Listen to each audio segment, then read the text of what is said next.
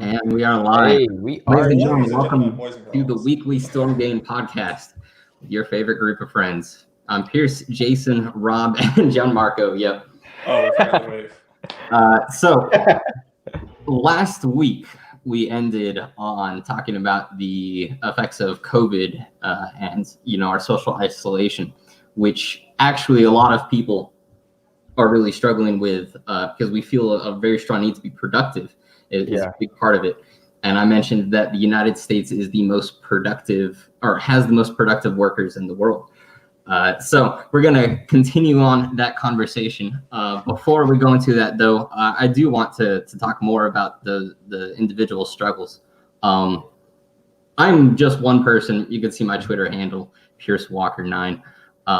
If you need to reach out to anyone, I am here for you. You watching this stream, yes, you. I'm here for you. All right. We can attest Pierce is really nice. He's awesome. Great listener.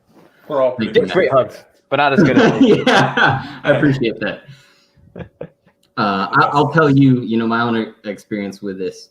I have not been proud of how I have reacted to the forced isolation of this whole event. I've felt, quite frankly, very self-defeating about this entire ordeal, and I wish that I'd done more, just every single day.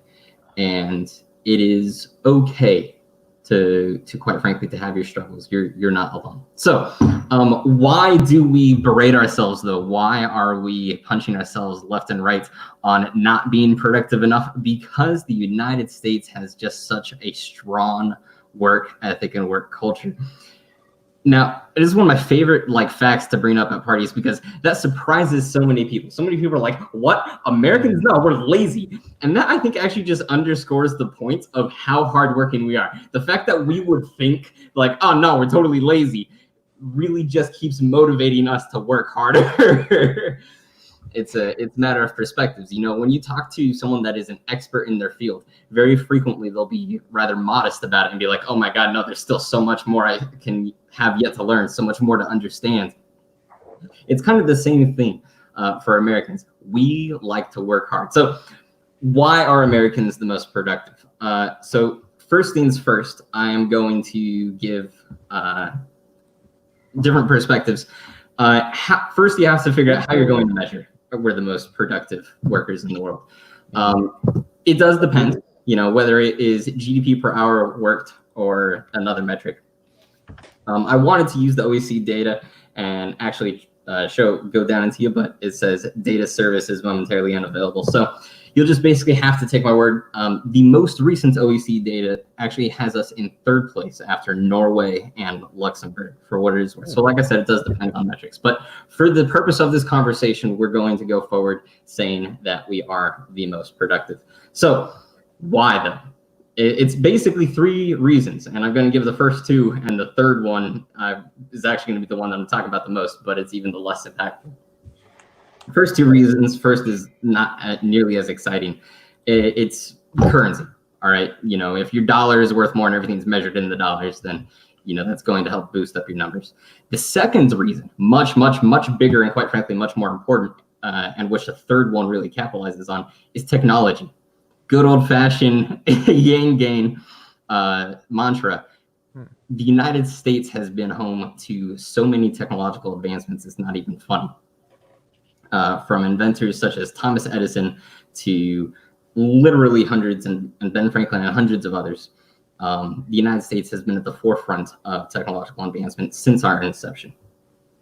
And everyone knows, if you were to say take a random US worker off the streets and then say a random, worker from Mali, all right, and you ask them to go work in the field, they're more or less actually probably going to be about the same in efficiency. Heck, the other guy might be even better, right? But when you work smarter, not harder, when you have technology to increase your output, that is going to do a heck of a lot for you, right?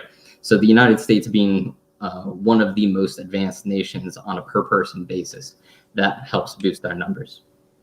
But number three, the one I really want to get into is, culturally speaking, the United States work ethic. So what is it? Why is it high? How did it even come about, right? Yeah. It's workism. So yeah, we Sure. often Okay. work ourselves literally to death, right? So it Because our all sense of starts. being's like tied into what we are. Like, Yeah, we I'm a we writer and a comedian. 100% take our identity So, from our work. yeah. You know, hey, Yeah. what is it you do? It's like the first question you get asked, right? Every Oh, well, I do party. a lot of things. No. How do you earn money? So much of our I identity is based off actually our lie career. about that a lot because when you go to like parties and everything, when you say that you're a writer or a comedian, the first thing everyone wants to say to you is, "Oh, I'm a writer too. I wrote like a poem in like the third grade, and I got a doggy sticker on it." So I totally get what you go through as far as like writing, and I'm like, really, you want to go there with it? You want to compare your third grade poetry to like the fact that I get a check. But you do that So very profession. often at parties, like I lie about my profession. I'll say I'm a dump truck driver or Sure. something obscure. Nice. I think that's actually very important for that to happen though. Because like there was a time where I worked at a restaurant, but what I was really trying to do is do music. And when people asked me what I did, I told them I did music. Like I tried to reflect what I want to do with my life, even though that might not be the one thing that makes me financially sound right now. So if other people tell me, "Oh, I'm a music producer too, I'm a writer," like that's great. It really, I think, mentally helps with the detachment we're trying to get from this work culture, like we're talking about, through the whole Andrew Yang UBI things where we do what we want to do versus what we feel like we need to do. These Yeah. functions in the system and society that we are considered as inputs to it, but in reality we are that system. Yeah. No, the whole thing about the whole identity part of like what we do with the work and our careers, like it really hits home for me because we're all stuck in quarantine, my job as an actor has really like just halted to a stop, and that has affected me Same so here. much because I'm like, so I've built all these years leading up to this career, and that's what I've known myself for. I put my own identity into my job, and so when that came at a standstill, I kind of like you, Pierce, I had like a really tough time. Like, oh man, like what am I going to do? And in the same sense, like, man, maybe I feel like I'm not doing enough. I felt the exact same.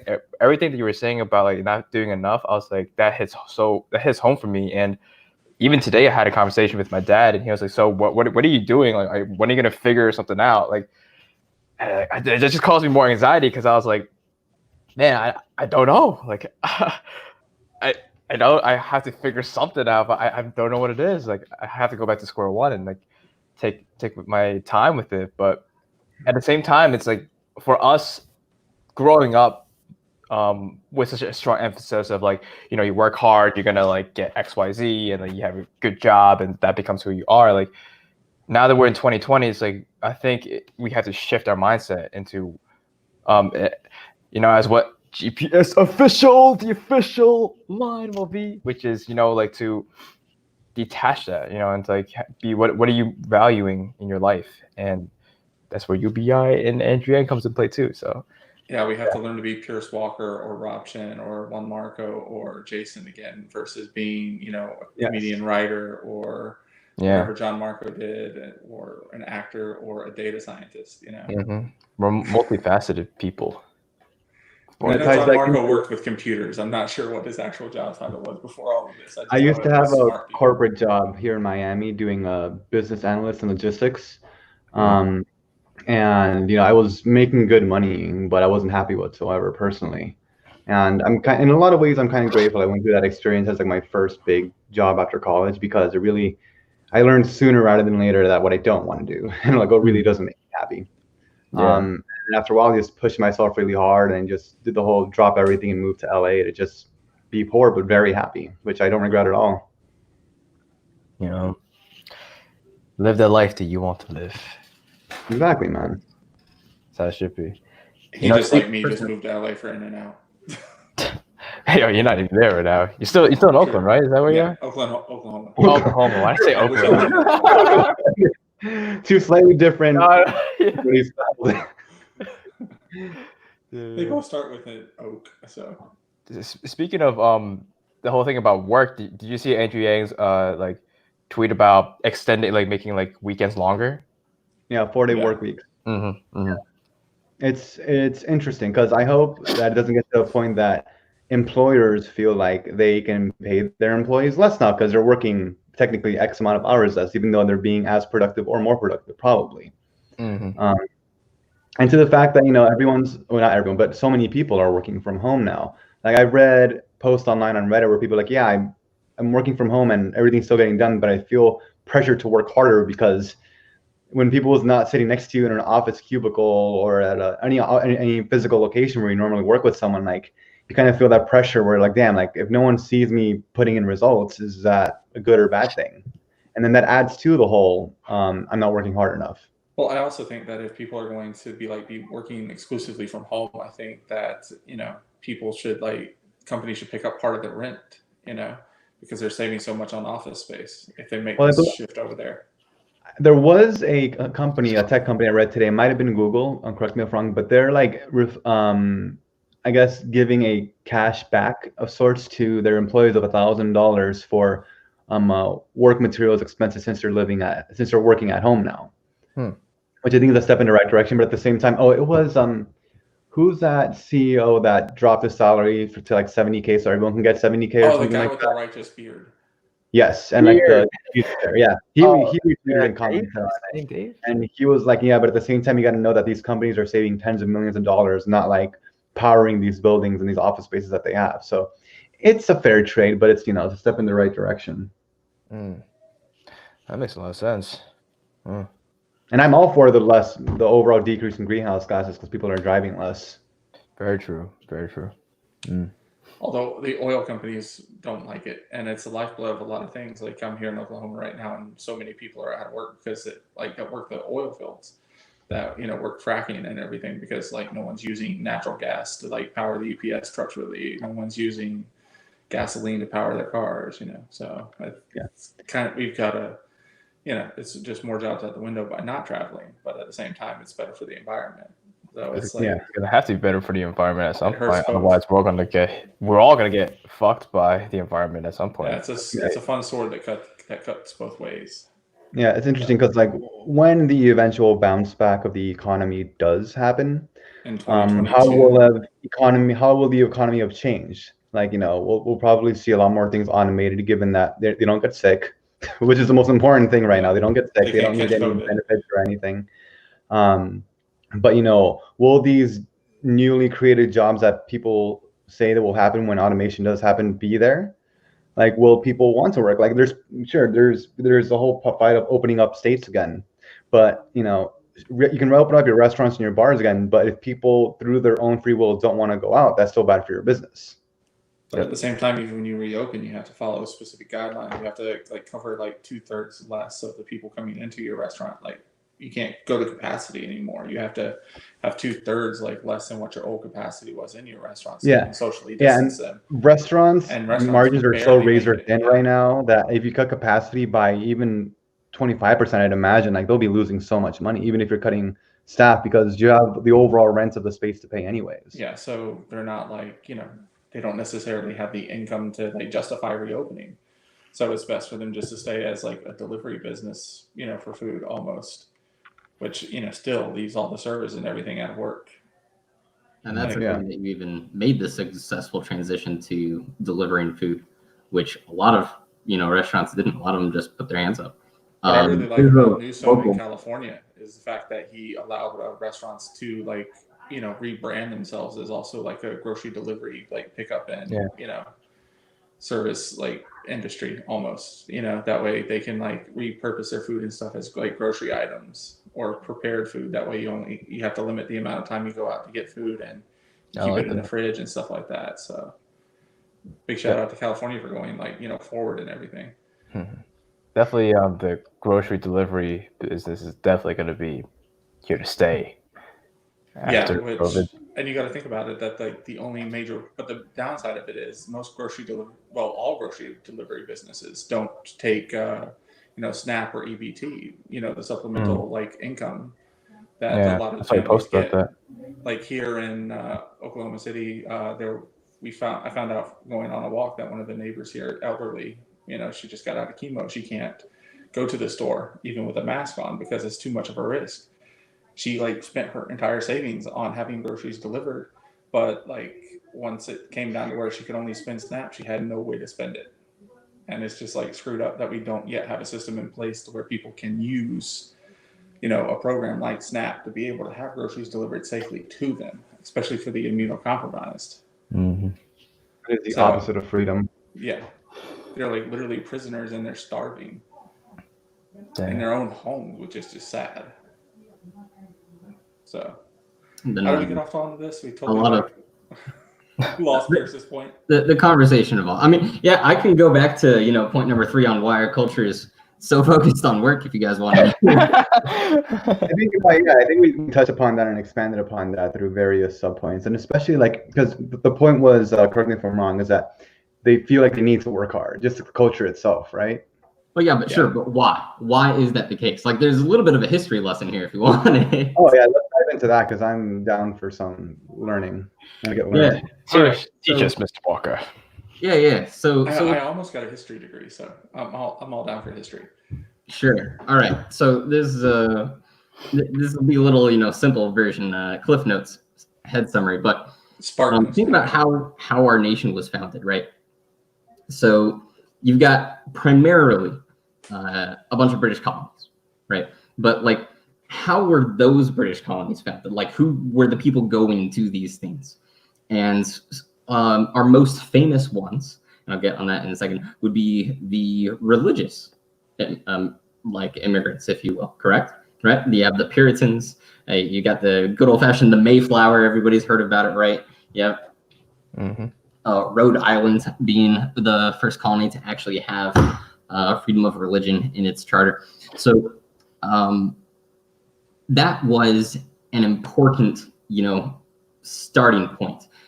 With anything, the core group that you start to have will establish cultural, you know, trends and norms, even as that group grows. And even when that core group is outnumbered by the other people in the group, they'll still established or influenced the group, right?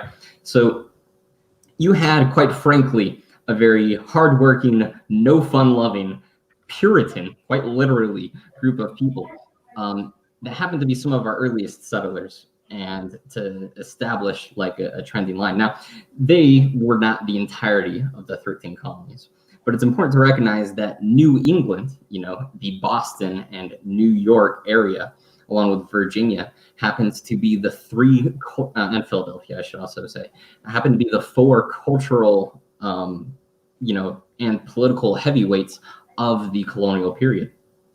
So of those, it's worth noting that later on in our country's history, there was a division, the good old-fashioned Civil War, and the North happened to subjugate the South, and culturally, the Yankee attitude permeated and spread throughout the rest of the United States as the dominant culture, because that was quite literally what was in power. You have finance in New York, you had the Yankee government in charge in Washington, D.C., and then from there we spread, right? So that's speaking from like the top cultural down. Going out west, you know, like pioneer life wasn't exactly known to be the easiest of lives. So even going from east to west, the requirements to be self-sufficient, like, hey, you know, if you don't have this thing, there's no village right over there because there's nobody around for hundreds of miles, right? That's fairly different than a lot of the other places in the more densely populated world. So it's worth noting that the United States is a lot less densely populated than a lot of our other comparable first, you know, world nations. So that requires a lot of self-sufficiency, along with that American ingenuity, you know, and that happened to largely be there for a bunch of reasons as well. Taking the best of the British culture, as well as being a melting pot of other cultures. And then also, actually, fun fact, before the Revolutionary War, the United States had the highest per capita living standard in the world.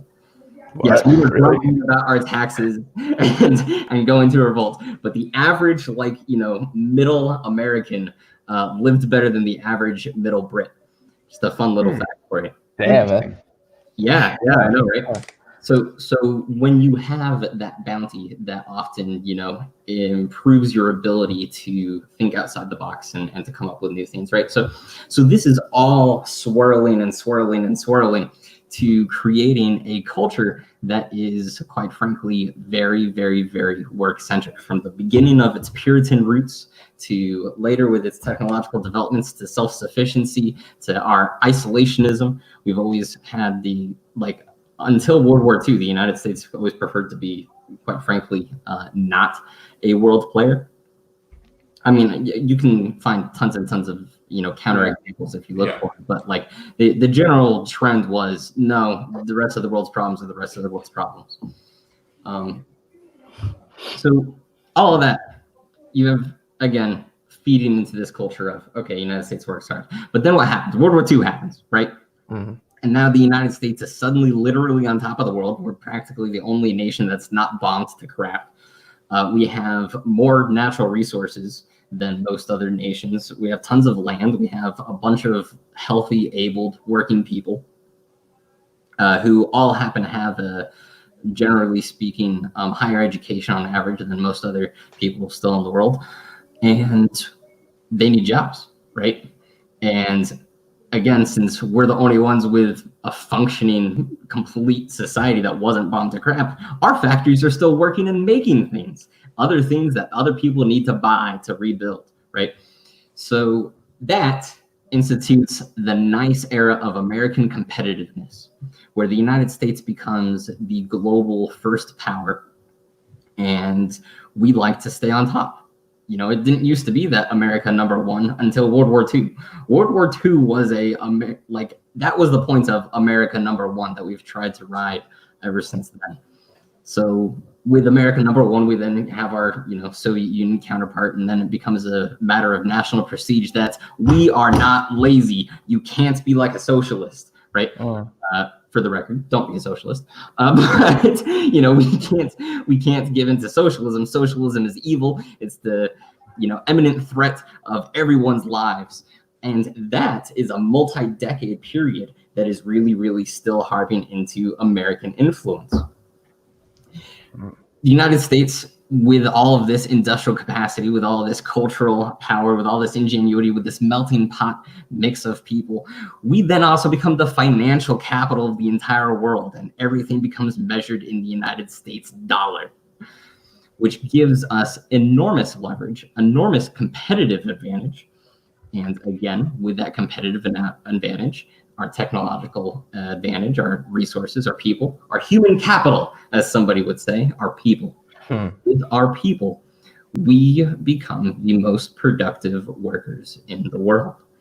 And that's, quite frankly, just how we've seen ourselves. And with our pull yourselves up with your bootstraps, American dream, anybody can build a house with a white picket fence. With that, prevalent attitude, you come to the logic of thinking, any success is my result, and anybody can have that success. And any failure is also my fault.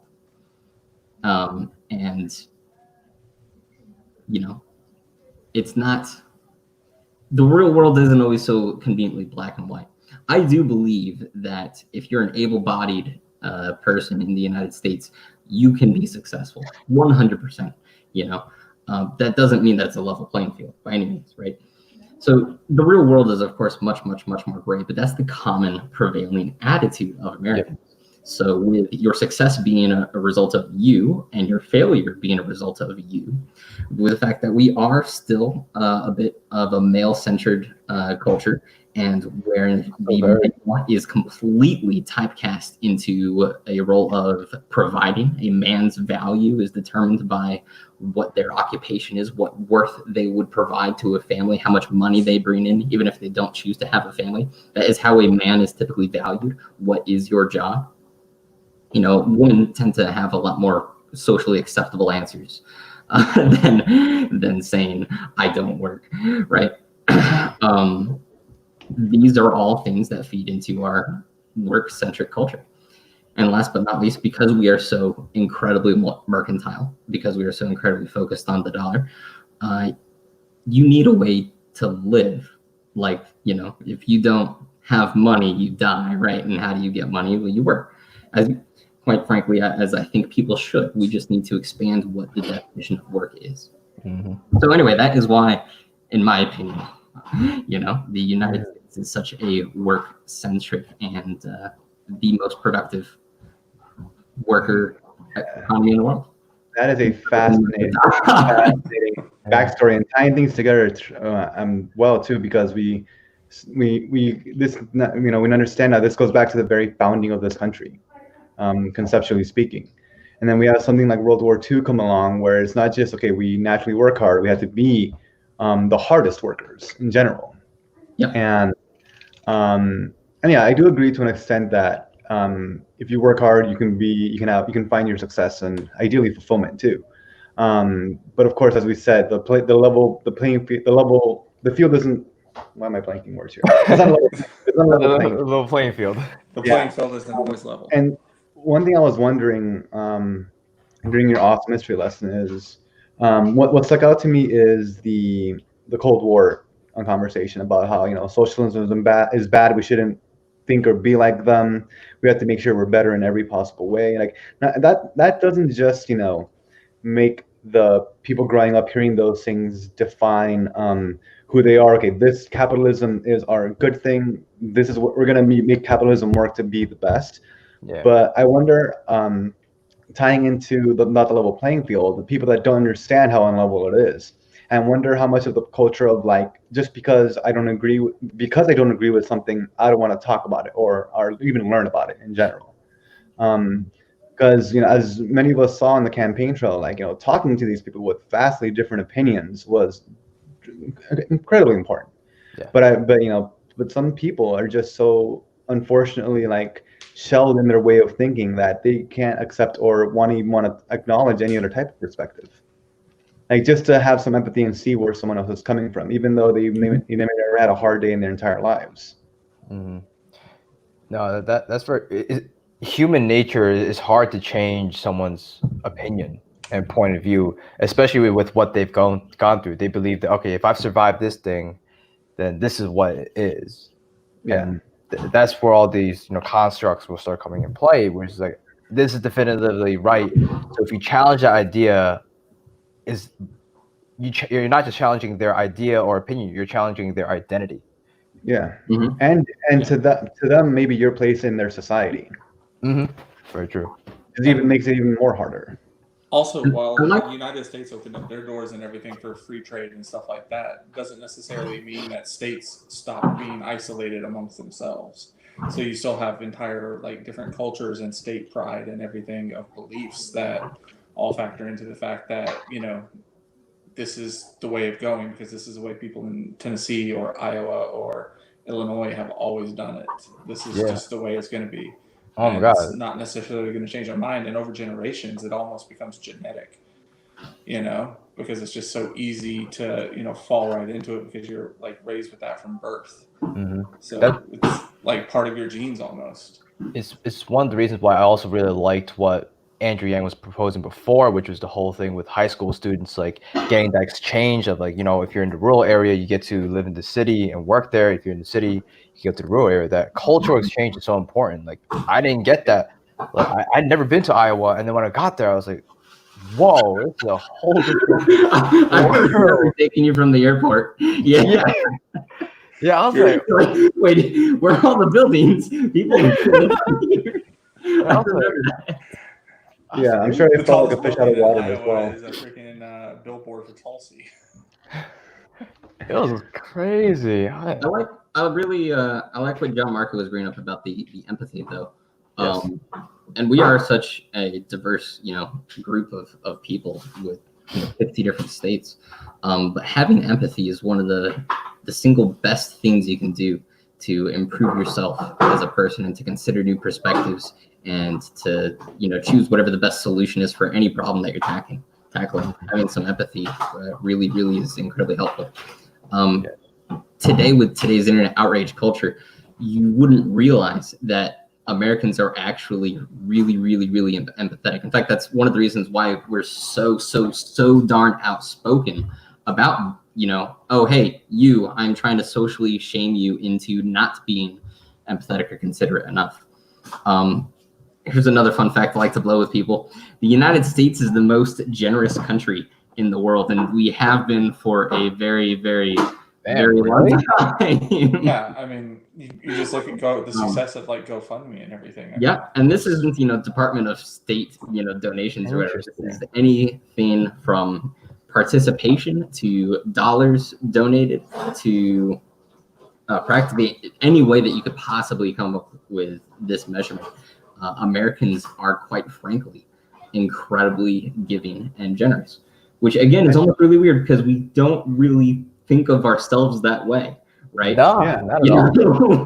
we think of ourselves as the competitive, side. Like, nah, I gotta get to the top, and we see all these cases of other people maybe having squished other people down on their way to the top, and we think like, what, Americans generous? That doesn't sound right. But no, it's 100% true. And you actually know this. If you go to the town fair or whatever, and you drop something on the ground, there's a good chance somebody else will try to like come up and pick it for you, right?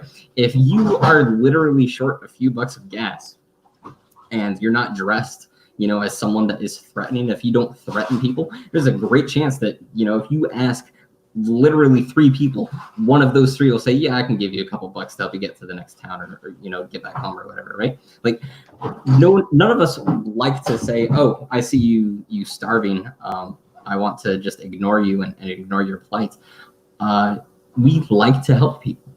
That's truly something in us. And I think that's in most just human nature. We realize you get stronger and you go farther, you become more competitive when you're able to work as a group rather than an individual. A group can do way more than an individual can. Yeah.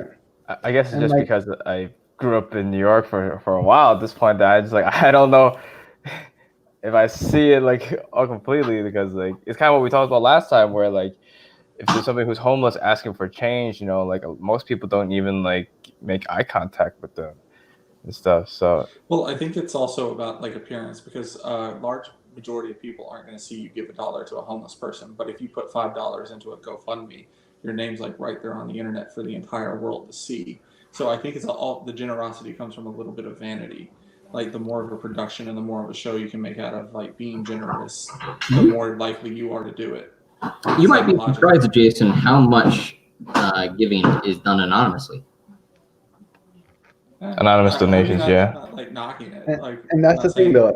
But Anonymous donations, you can't really make a news story about that because they're anonymous.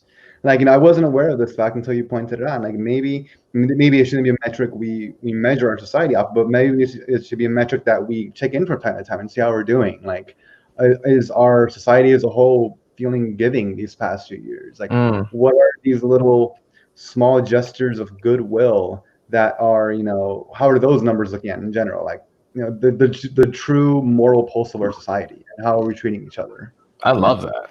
Somebody should run for president with that idea. Yeah, just somebody. I wonder who. Somebody should run for president with that idea. Get the right measurements and then align. Yeah, they should call it some. Maybe they should call it maybe like an American Index thing. I don't know. Yeah, maybe. I don't think it's visionary like that yet. Maybe.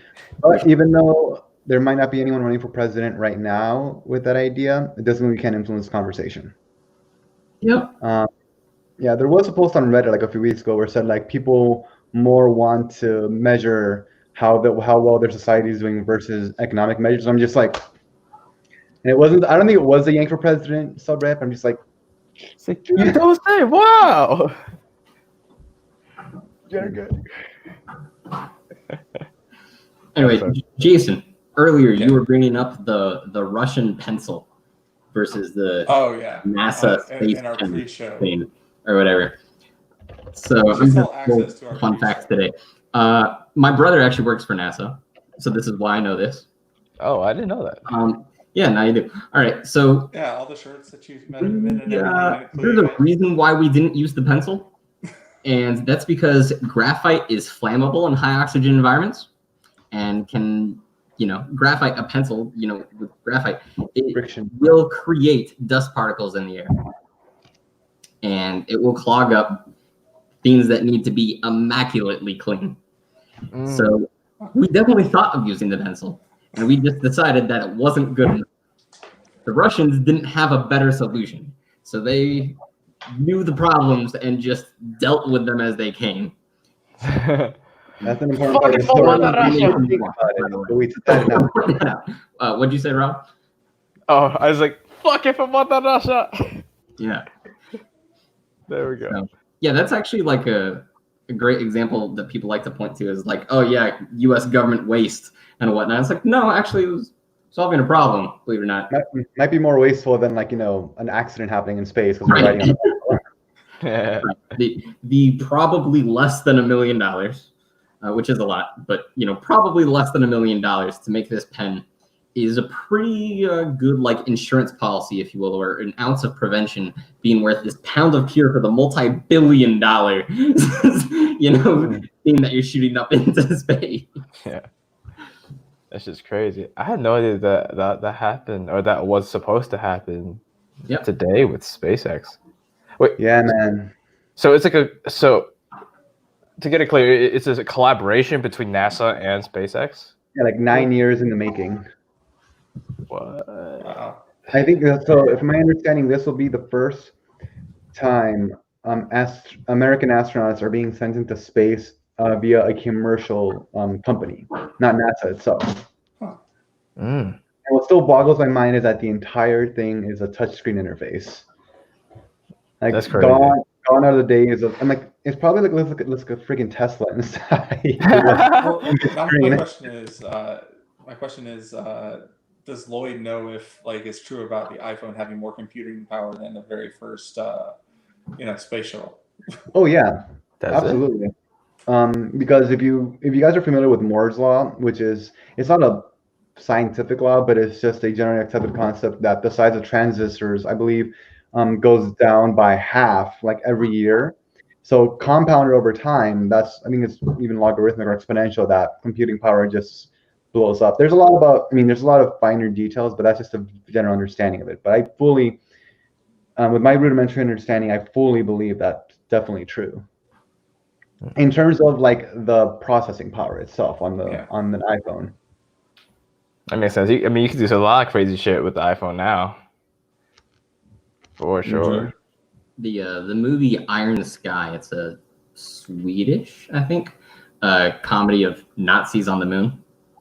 Actually Iron Sky. made that I gotta point. check this out. Yeah. I heard about that somewhere. 2012 Finnish German Australian comic Like- science fiction action film. Interesting. Obviously. Yeah, but they actually made that joke on there, like this is a computer, and it's the guy's like phone, and the ancient, practically German tech that's been under isolation for 50 years that the German Reich continued on the moon is like no, this is a computer, and he shows this big giant like room-sized machine. How far we've come. We Oh, have yeah. all the information in the world in our pockets here. We look at cat photos.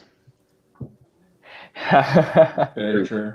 Why cats? So why does it have to be cats? Why can't it be dogs? That was I'm more of a dog person. Dogs are tight. Dogs are tight. That was tight. So, from my understanding, Twitter has okayed a notable amount of its staff to work from home permanently. I understand. Was it Japan, or is it Japan that has a 4-day work week, or maybe Microsoft in Japan experimented with that and found that there's great results of just giving on a 4-day work week in their offices over there. Let's see. I don't know. You're free to pull it up if you. Thankfully, I have the world's information at my fingertips. Mm-hmm. Isn't technically. Microsoft experimented with a 4-day work week. Okay, I saw that. Business Insider. Productivity jumped by 40%. Damn. a lot. Did Google try to do that too? I know. So Microsoft did that, right? Yeah, it was Microsoft in Japan. Or was it That's Japan? crazy. Yeah. 40% increase in productivity. That makes sense, though. By cutting work time by 20. It just makes people like happier, mentally like more stable and like. Oh yeah, man. Like Once once I was working 8 hours at the office job, and I stayed late a lot of the times, but after 8 hours, like 2 more is nothing, honestly. Then For sure, sure. you might have less time for stuff in the evening, but I'll take a whole extra day off because like when I get home from work, I might be too tired to do anything anyways. Wow. 40% increase. That guy in the picture is like trying way too hard to be Jeff Bezos. I think everyone's trying to be too hard to be Jeff Bezos. They can't commit to. Oh, and he has no hair. The Steve Jobs pose right there. Yeah, Yeah. Wait, he's just missing a turtleneck. man, those were some awesome keynotes. Rest in peace, Steve. Microsoft Japan, yeah. Wow. Yeah, they might as well do let's it all move here. to Japan and get jobs with Microsoft. Do it here, yo. I would be very intrigued to see if that experiment produced similar results in the United States. What do you think? Or what's your hypothesis? I do not think that it would result in 40%. So Japan has a much more loving relationship with busy work than the United States does. It becomes obvious to you literally the second your plane lands. I'm not joking. Yeah, that's great. And I mean, a big part of that is also how they really actually, like, I want to say, feel a sense of duty to their workers as well. So, you know, it's like, I'm your employer. I feel a responsibility to your worker, to you, my worker. So if you don't have like something productive, worthwhile to do, well, all right, then here's going to be some busy work, right? Because heaven forbid I have you the appearance of not looking like you're doing anything. So like, it's kind of like a goes both ways thing. But yeah, Japan is much, much, much more of an aficionado of busy work. Also, it's very obvious if you play their video games. You like the ground, right? Good point. Yeah, I would be very surprised if that experiment repeated in the United States offered the same results of a 40% increase for going down to a 4-day work week. That being said, I wouldn't be surprised if we still did have, you know, same productivity. That would actually be the result I would expect. If it were implemented in the United States, I would expect literally the same productivity, not an increase, not a drop, just the same productivity. You're working 4 days now instead of 5, same output. That's what I would expect. I would expect 5 to 10 primarily because in a more realistic scenario, given the current situation, people would be working from home and people are working a lot harder from home. So that might be your perspective. A lot of jobs are far more difficult to do remotely than on person. And I still I should have meant for those jobs that can be done remotely, I would say. Sure, but even office jobs that can be done remotely, a lot of them are more difficult to be done or to do remotely at home than they are, say, at the office, like a whole lot. Yahoo discovered this, what was this, a decade ago. They used to have the majority of their workforce working remotely. And the new CEO that came in, I forget what her name was, she said, all right, nobody's working remote anymore. Everybody's going to have to come into the office. And their productivity actually jumped by like 50% or something like that. Like it was, you know, now that was a decade ago, right? And, you know, it is now easier to work remotely today than then. You know, now you have certain, you know, the Google Calendar is improved, Zoom is there, and what have you. But that still doesn't replace the fact that sometimes you just need to walk down to someone else's desk and talk to them, or sometimes you just need to have that lunch, that cool down period, but still being with your coworkers.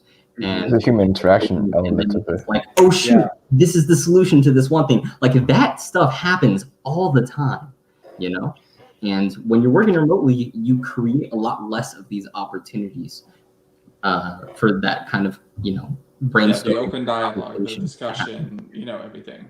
So brainstorm. I miss human interaction, even in being unemployed. Yeah. I feel you. I might have a social distancing barbecue in a few weeks here. Oh yeah? Like a July 4th social distancing thing? Maybe, we'll see. I just been here like 2.5 months or something and I haven't seen any of my friends yet. Yeah. Oh my goodness. It's tough. It's tough here too. I feel you. Whew. I'm having a pretty decent time with it. You're cooking a lot, man. Like, every time I just go on Twitter, it's just some poorly cropped photo that you post of whatever. It's not poorly cropped. It's Twitter, not you. It's whatever the cropping Twitter uses sticks to like show. Oh, it depends on if you're making it vertical or horizontal. Yeah. Then, like, If you look at one of Andrew's posts a couple of weeks ago, It looks like he's just like made a comment about his son, and the picture is just like a huge, dirty room. But if you actually press on the photo, like his son's in the bottom of the picture, and it's like a nice little photo or something. Okay, I'll stop doing like the grid post and everything, so it stops cropping. I'll just post one photo of my food at a time. Did the horizontal. Shoot it horizontal, Yeah. that's all. No VVS. I always shoot horizontal. Yeah. I remember. Jason, I miss your cooking, man. But I am gonna try that mac and cheese recipe I found. Ooh. I will tell you how it went. I found what is easily my favorite new cooking channel, and he makes me feel so like capable of doing all of it. What is it? Don't leave us hanging. I'm plugging it right now. He just kind of stands Cooking there with and Babish? stares. It's Cooking with Babish, isn't it? Oh no, I used to love cooking with Babbage until I found this guy. Ooh, fancy. His name is Nat from Australia. I know His channel- exactly who this is. I Oh know my god. Yeah, he's just some dude with long hair who's like, he doesn't actually like really cook. He just like cuts to like scenes of food like in the middle of preparation. You don't actually see him use any technique or anything at all whatsoever. So Isn't there's that what- someone isn't that what behind the cooking scenes is? actually doing everything. Let's see this. Oh man, like what I realized after a few of the episodes, I'm like, I know why I love this so much.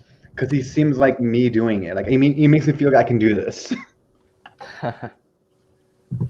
That's what I I don't know if reckon. you can pull up a video on the full screen, Pierce. I think you have permission to do share screen, dude. Oh, share screen. Yeah, I'm a god. Boom.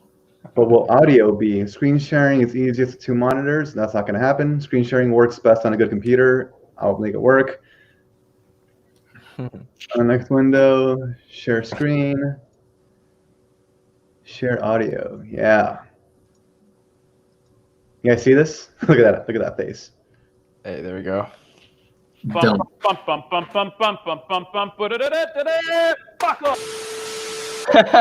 What the fuck? Back in the kitchen. Fuck, what a surprise. Now listen, I've been looking at the comment section. I've seen you asking for mac and cheese. Mac and cheese. Mac and cheese. Mac and cheese. Like mac and cheese. Though mac and cheese might not be the healthiest dish, sometimes joy is healthy too. So to make this caloric tidal wave, we're going to need some... I just got to stop real quick. That is one of the best things I've ever heard, by the way. Wait, is Well, it? while mac and cheese might not be the healthiest dish in the world, sometimes joy is healthy too. Oh yeah, that's a nice quote. Oh man. But Joy. he is. Oh my god, this isn't working. No. There we go. Oh, do you want to put it back? flour, panko breadcrumbs, 150 grams of cheddar, 150 grams of mozzarella, 100 grams of shaved parmesan, 500 grams of pasta, a little mustard powder. Now, traditionally, of course, with mac and cheese, you'd use fucking macaroni, but fucking good luck finding macaroni at the moment. Since people are fucking panic buying macaroni thinking it's going to fucking save their life. The truth of the matter is you can use any fucking pasta you like. There's no gap in it, fit fucking cheese in it. Oh, I forgot to say a litre of milk. First thing you're going to need to do is half cook the pasta in salted boiling water. What I mean by half cooked is literally fucking halfway to cook. Whatever it says on the packet, half of that. Now listen, I know I don't tell you to cut things in a specific way, but if you can be cutting the onion finely, it'll help. A few cloves of garlic. Next, bring your pot over with a misshapen lid and drain the pasta.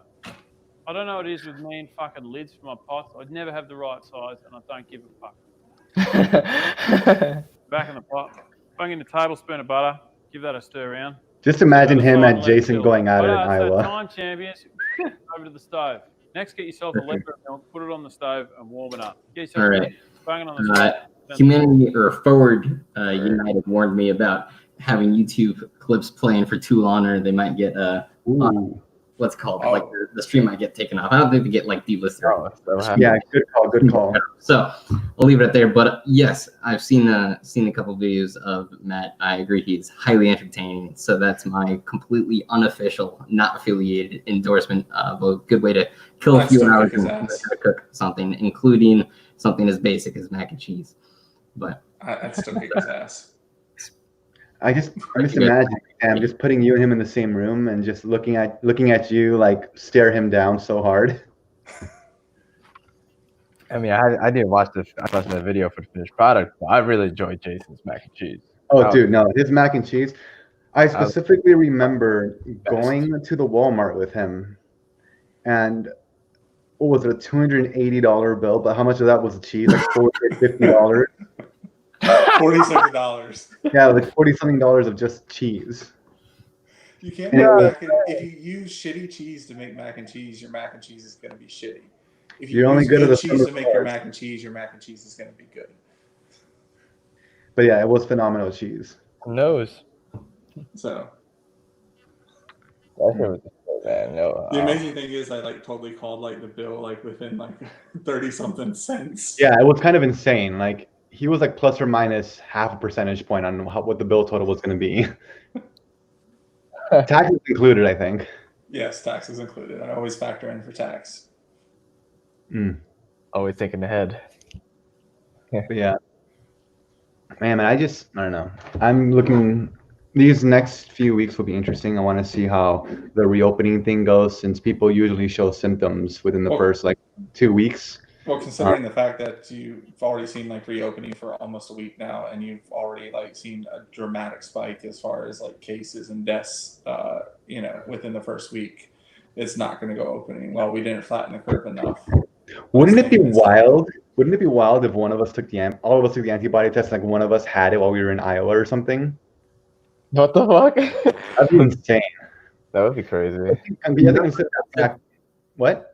I said none of us got sick. That was the freaking miracle of. Yeah, that was in general a miracle. There was so many different people there from so many different places. True. None of us got sick. I Yeah, guess. none of us died. It's We were so amazing. sleep deprived and we barely ate and we just like didn't exercise and we're still okay. Yeah, that shouldn't have been possible, but Yeah. we did it. Honestly, living in close quarters, talking to hundreds of different people every single day in the Shaking middle, their hands. like shaking their hands in the middle of winter with people coming from different places around the country. Like that is textbook. Hey, you should get sick. Didn't happen. Just, that orange juice, man. All right. Yeah, we versus very important. We couldn't keep fucking orange juice in the house. Like the vitamin We C. buy like you know? 3 gallons of it, and it'd all be gone by that night. Yep. I actually got tested already, so I'm right. Nice. I'm No, but I did hear of someone that because based on the antibody degradation levels, that's how they determined when they had it, like in March or something. And this person didn't have any symptoms at all. He just had it and it was gone at one point, and he never showed a single symptom. And I'm like, damn, that is scary. Yeah, sometimes the virus is asymptomatic depending on your body too. And the scary thing is, though, you can catch it again. Yeah. CDC guidance is that between 25 and 50% of coronavirus cases will be asymptomatic. Mhm. Literally between 1/4 and 1/2. Yeah. And that just scares you even more if you know someone vulnerable too. Mm-hmm. Yeah. Because they could be running around asymptomatic, feeling great about their body. Right. But they could infect somebody who could be in a very severe condition. So Well, I mean, That's like, why- look at all those people Wear a mask. soaking together in that butt juice in the Ozarks. Like, What? No, didn't you see the picture of all those people in the freaking pool in the Ozarks? Oh, It's, yeah, half yeah, of them, yeah. half That- their, oh, freaking man, that was swimsuits so are down around crazy. their fucking knees. It's just straight up ass juice. Like after you get more than 20 people in a pool that size, it's straight up ass juice. Yeah, man. Yeah, Public no, pools are a big question mark for me, dog. I'm like, yeah, there's always something in that pool. Every single one of those people is dead inside by the end of June. I guarantee it. God damn, yeah. From what? What was that?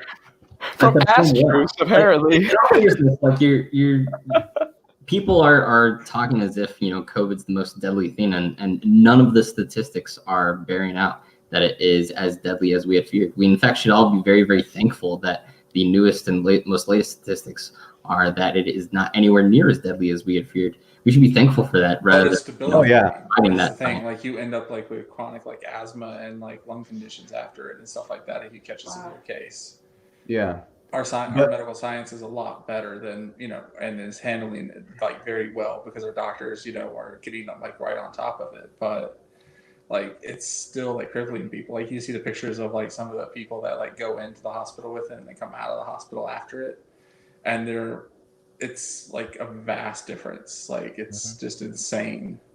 Like there's this one nurse who came down with it who lost like 150 pounds of his like 250-pound frame inside like a month and a half.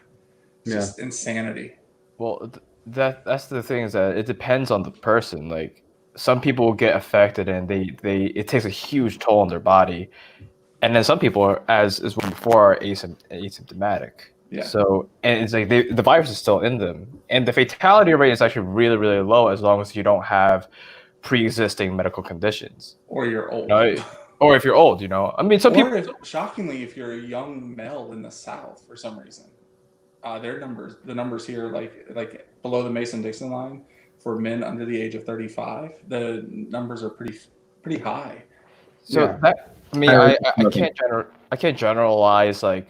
No, You know, high rates of smoking. By the way, if you're curious why that is, I can almost positively assure you that that's the reason why high rates of smoking.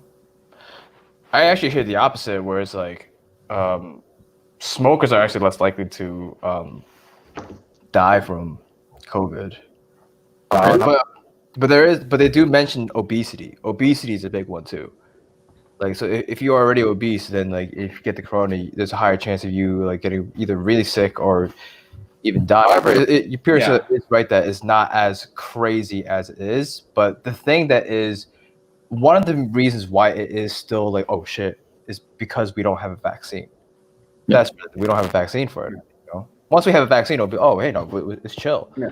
But if we don't have the vaccine, then it could also still mutate, because there's already 3 different types of strands of the COVID-19 in the world. So. Yeah. And it's not just like, oh shit, like the vaccine is here. It's also like, oh shit, how does it affect other people that I know? Like maybe I already infected other people without knowing it. But since it lingers for a while without us knowing, it's dangerous. Like speaking about the mortality rate, I'm very grateful that it's much lower than we had feared. And in general, that is one of our best case scenarios right now. Like when I read a story about like there was a stadium-sized medical facility set up at like I think New York or something that went completely unused and they shut it down. Like some people were pissed, like, oh, we spent all this money. I'm glad we didn't end up having to use it though. Like I'm glad we had it there in case shit hit the fan. But like this is the best case scenario right now. We over prepare for something that could be very catastrophic because I think the only thing more dangerous about a virus that is very deadly is a virus that we know very little about, there's a lot of things we still don't know about this. And it could be worse than we'd ever imagined, and we better prepare for it just in case. You can't be too careful with stuff like this. I disagree with it fundamentally. 100%. I disagree with the notion that you can't be too careful. Anything is going to come at a cost. The question is just, is that cost the best, outcome? Is that cost worth it, right? So in this case, we've had a massive spike in suicides as an example. Yes. Due to people losing their jobs, due to people being forced to be stuck at home. Using Santa Clara as an example, they have had more suicides in the last month than they have in the last year, the previous year combined. So Santa Clara is literally having more people die from suicide than it is from COVID. I don't know if these numbers have been, released to be replicated nationwide, but it's one of the most populous counties in the country. Yeah. So I think it's a pretty decent barometer. That's not to say that we should. I mean, I do have my opinions on this entire, how we've responded to this. But I think it's just worth mentioning that, no, you can't say there's no such thing as being too careful if too careful is going to lead you to do something that is overly cautious and has a problem that is of greater and worse significance than the other problem it was trying to fix. When your solution is worse than the problem, that's a big problem. Yes, and I remember it was either you or your brother that posted about the suicide on Facebook, and that's a very good point because what it's always come down to with this is that maybe I phrased it wrong when I originally thought of this a few weeks ago, but we have to approach this in the most medically safe way possible while also considering the unintended consequences or effects of those actions. Whereas in this case, an increase in suicide is an obvious example of those things that we should be very cautious about. Sure, this is medical emergency to various degrees. But yeah, shutting down the economy does have a tremendously negative effect on a lot of people's psychological well-being. And what are we doing to take care of those people when we see these effects happening? Or like, how did we, or did we prepare enough? Apparently, because it seems to me that we didn't. Like, we just shut down the economy. We gave people money and tried to keep it from completely crashing. But at the same time, we didn't pay attention to the effects of either people being furloughed or not having a job. Like, we've had enough recessions in our history to know that that has a tremendously negative impact on someone's well-being, regardless of what happens. Mm-hmm. And that should be another thing that, why is this still a problem? If you ask me, like, why are if we know this economic recessions and downturns always lead to an increase in depression and anxiety and negative things that could lead to very catastrophic consequences for an individual, like, why aren't we investing in things that don't make that happen? Be it having a more stable economy with UBI, or having like very efficient programs that tackle these things when they happen. Yeah. Mm-hmm. We were not ready for this. We were just not ready. Unfortunately, we were not. Bolstering the whole concept of flattening the curve, for example, is a good one, especially with an unknown. And there's different ways to accomplish that to different degrees of efficacy. I think that we did it, which especially in hindsight, we now know by, I think most, in the case of Santa Clara specifically, that we overdid it. And it's difficult to make these decisions in the moment, especially if you're one of, say, an elected official and your people are clamoring at you to do something. You give in and you do something. Right? This was something, right?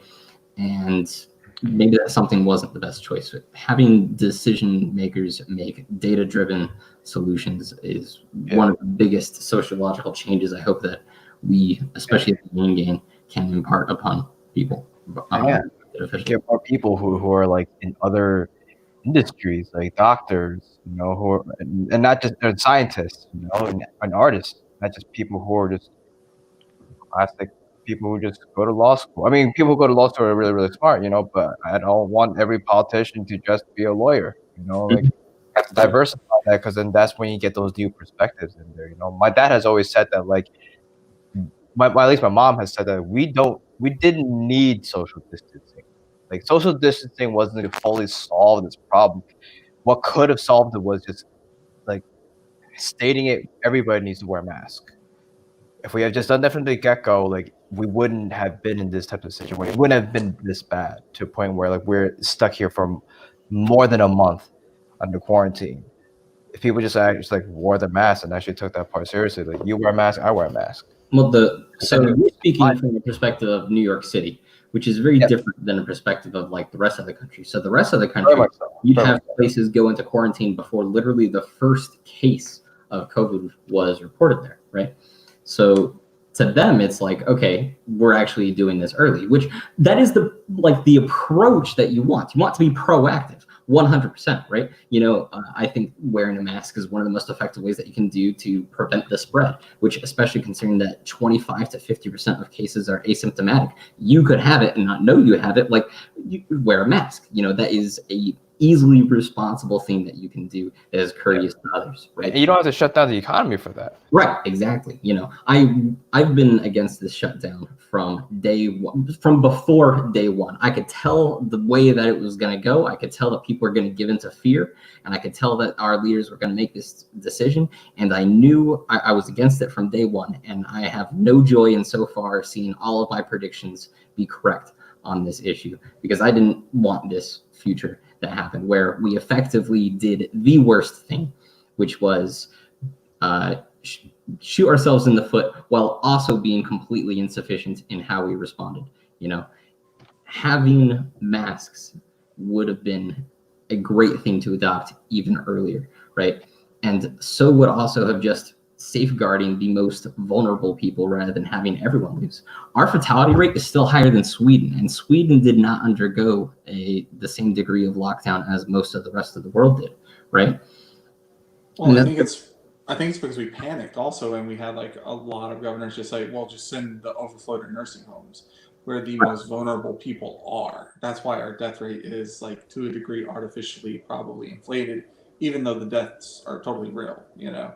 If we would have like Yeah. protected our most vulnerable by saying, hey, let's not send sick people to fucking nursing homes, Right. would probably been a brilliant move. But you know, Andrew Cuomo was like all like, we gotta send them to nursing homes, and so he led the way, and like a bunch of other states followed with that, and it just, you know, and now he's like backtracking it and like, oh, I never said send them to nursing homes. Old people just die, and it's like messed up that we could have prevented so many deaths by not like taking that extreme. If we would have just, you know, looked at ways to expand hospitals or set up tents outside, like, and everything like we did to prepare for the worst. Our several local governments, this being a local issue rather than a federal issue, many local governments did try to do what you suggested in order to make an attempt to expand medical capacity. For example, they said, hey, or elective surgeries, can't do them anymore. Like a lot of non-life threatening procedures, depending on the place, you can't do anymore. But here's another fun fact on that. Those are often the most profitable for a hospital. So hospitals have actually been running in the red, and they're literally having to furlough doctors, because it also turns out that, say, the skill set of a surgeon, you know, might be a very, very day-to-day different skill set than that of, quite frankly, a nurse that has to be treating the symptoms of a COVID patient as they get better, right? In the 1918, everybody I know loves to mention the Spanish flu as a comparison, but just to use it in this one, the nurses were basically the unsung heroes of the 1918 flu pandemic, because we didn't have a cure. We didn't have a vaccine. That virus just absolutely ravaged the entire world. But if you had a nurse to take care of your symptoms, you know, then you had a way better chance of surviving, right? So they were the unsung heroes. Nurses always will be. Say again? Nurses always will be the unsung Yeah, heroes. for sure. So like, just there's multiple ways to tackle this, but in that case, you know, it was an example of the government trying to provide a solution that I thought would help, and in my opinion, actually kind of causing, again, more trouble than they were actually providing. It is good to be, you know, over prepared in the worst case scenario, and that worst case scenario not happen. Which a lot of other hospitals were required to like increase their bed count and create like a COVID ward and make sure that the COVID patients are not, you know, intermingling with other patients. And these ideas are very frequently great in concept, but they have costs that are attached to them, you know, and sometimes those costs aren't worth it. And specifically in these cases, there's no blanket answer, whether, yes, that's a good idea or that's a bad idea. It's actually going to depend on each hospital. All right, there's no blanket answer on whether that is a good or a bad idea for every single hospital. It's going to depend on each hospital, because each hospital is run differently. Mm-hmm. But in general, you know, our system was just not ready to handle like any type of pandemic. Like Dr. Fauci talked about it, Barack Obama talked about it. Like whenever this next Bill Gates talked about it, whenever this next pandemic is going to hit America, we just would not be ready for it. Like, and the worst like part is Barack like started, you know, he started like taking like the steps and everything to be ready for a pandemic, and the first thing that Trump did when he came into office is like shut it all down, and that's just kind of like he saw it as like unnecessary government overreach and spending, and just, you know, and just killed it because he's Trump and he hates Obama for whatever the reason. I think it would have probably gone a lot smoother if we still had that pandemic response team, like, you know, even if it didn't know what to do. I think it was they would have actually been there to George do Bush something. that started that team, by the way. I don't think it was Obama. Was? I think it was George Bush. Huh. Go Bush. He actually did something good. You know, I know he gets a bad rap and everything. He's a mixed president. I put George Bush as fairly middle of the pack, maybe in the slightly bottom half of presidents of our nation. He's a mixed president. I don't think he's as bad. Especially George W. Bush. Yes, that is who I that's what we were talking George about. Like, I saw like a lot of like caring and compassion into him. Like when he would go Yeah. to like the disaster areas in Katrina, how heartbroken he legitimately was, how he was sobbing with people and stuff, like that genuine emotion that he honestly truly cared. But at the same time, I think he was just someone who was very easily manipulated by the staff that he had around him. Yeah. And that just, you know, made him look a lot worse in the history books than what he necessarily was as a human, you know? And I don't think he was intelligent enough to realize the fact that he was being manipulated to a degree, because he was just a guy that cared, even though, you know, you say whatever you want to about his personal like beliefs and so on and so forth, you know, but I do believe that he honestly, genuinely did care, and he did have compassion for the average human being. Oh yeah, So, easy. Without I mean, a doubt. I've never. You can go throughout history and you've never seen another president like legitimately cry with an American citizen. You see them frown, you see them hug them, you see them show concern, but you've never seen one like just genuinely cry with someone. And you know, that's like something that just showed real compassion about him and stuff. And that's kind of always stuck with me. For sure. Cool, dude. With that, we have been streaming for 70 minutes. Ah, that's sweet. Jason is amazing. Yes, we agree. He's an I amazing try. human being. Definitely. With that, I think we'll wrap up this week's stream. Tune in next week as we Try to be more entertaining and funny. Jason, you're always great. Everybody here. The existential crisis is coming at some point, boys. I question that it's my life already right now. You know, I already have those questions. I think we all have those questions to a degree. Yeah. There's a hilarious clip I saw yesterday of the Rick and Morty voice actors, Justin Roiland, who does both Rick and Morty. He had to do some lines for Rick, so he got really, really drunk in the sound booth while he was recording. And like right in the middle of it, he was having an existential breakdown while it was all recording. I'm just like, Jesus, this is fantastic.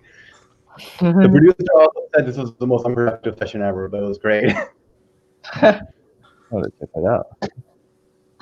I guess have to see. You guys have to watch Rick and Morty, man. I will pay everyone to watch it once because it's amazing. Sometimes they hit, sometimes they miss. It's a mixed bag for me. I don't see Those times that it hits, it's worth it, man. But yeah, thank you very much for tuning in, everyone. Thank you, guys. Same time, everyone. same virtual place next week. Yeah. Gang love.